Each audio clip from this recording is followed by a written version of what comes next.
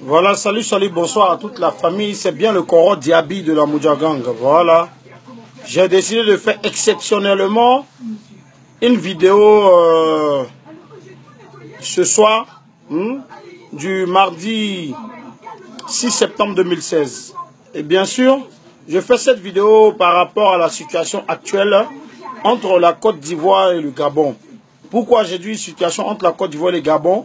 Tout juste parce que face à la crise post-électorale actuellement qui se passe au Gabon, nous avons un jeune compatriote, disons plutôt des jeunes compatriotes, qui sont actuellement, je peux dire, arrêtés, comme on appelle au Gabon.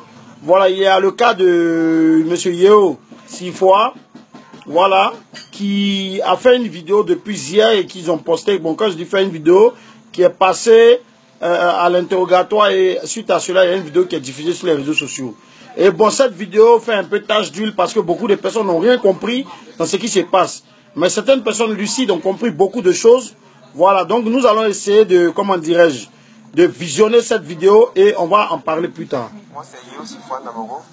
Je suis né le 22 11e mois 1981 à Karakoro, dans le Dakar, en Côte d'Ivoire. Je suis venu au Gabon pour mettre en place un système de collecte de données relatives aux élections présidentielles 2016 pour le compte du candidat Ping. L'individu est connu des services de renseignement pour des actions de cybercriminalité conduites dans plusieurs pays de la sous-région. Lors de son arrestation, les services gabonais ont mis la main sur des téléphones satellitaires et des émetteurs-récepteurs de type Motorola utilisés par les forces gabonaises. Son témoignage est édifiant. Le samedi déjà, après la clôture, il n'y avait pas toute l'information. On avait seulement que sur 2579 bureaux de vote, il y avait moins de environ, pas plus de 600 bureaux de vote de Pouilly. Le dimanche, pareil. Bon, au fur et à mesure que l'information arrivait. Même le dernier jour, le mercredi soir, jusqu'au mercredi soir, on était à moins de 1600 bureaux de Pouilly. On n'avait pas encore toutes les informations. Ces déclarations, d'une gravité dont chacun peut être juge, confirment deux points majeurs.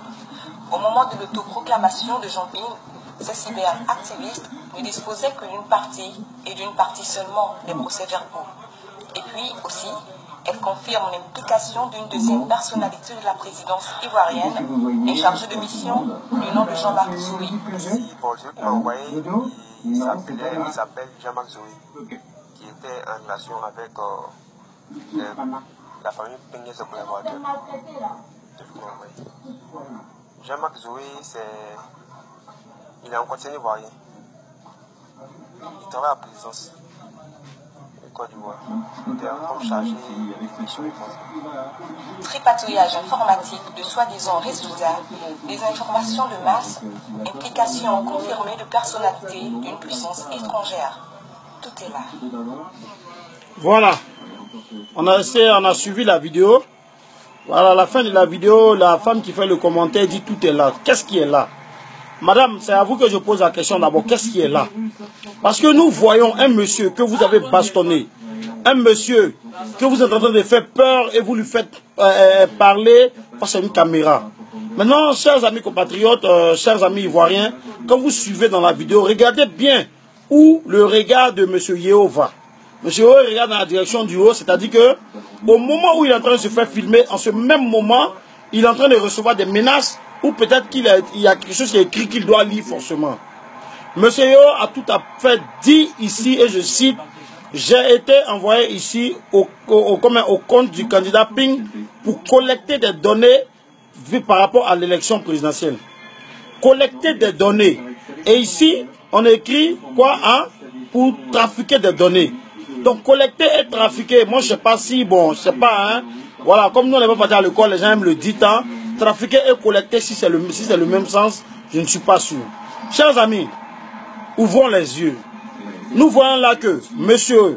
Ali Bongo, qui veut faire croire aux yeux de tout le monde, ou qui veut forcément garantir à tout le monde que les élections ont été truquées, les voix de M. Ping ont été truquées, donc il faudrait qu'il mette la main sur l'informaticien que Ping a recruté pour pouvoir collecter ces données pour éviter qu'on lui vole ses voix.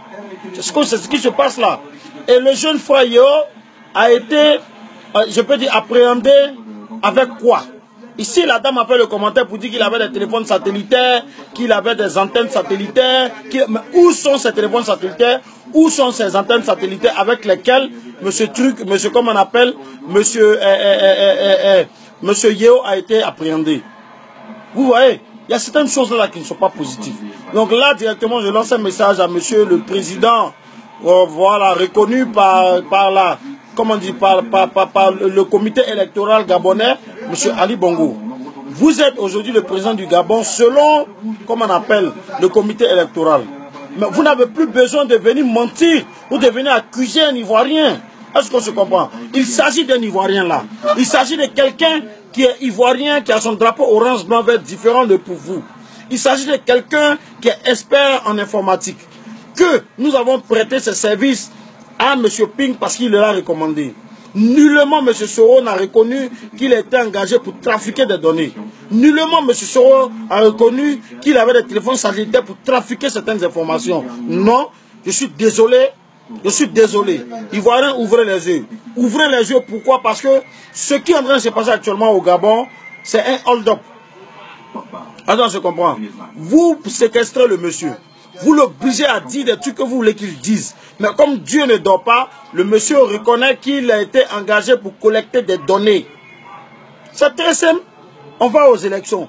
Monsieur Ping n'a pas confiance comment dirais-je, à Bongo. Donc il engage un expert en informatique pour que celui-là, comment dirais-je, collecte des données, histoire de mieux vérifier. Est-ce que vous comprenez? Donc, chers amis, nous appelons là le président de la République, son Excellence Alassane Ouattara, de faire en sorte que M. Yeo soit, comment dire, libéré le plus rapidement possible. Et aussi de faire en sorte que la sécurité des Ivoiriens se trouvant actuellement à Libreville, à Port-Gentil, entre parenthèses au Gabon, soit assurée à 100%. Parce qu'on sait ce qui peut se passer en cas de cas.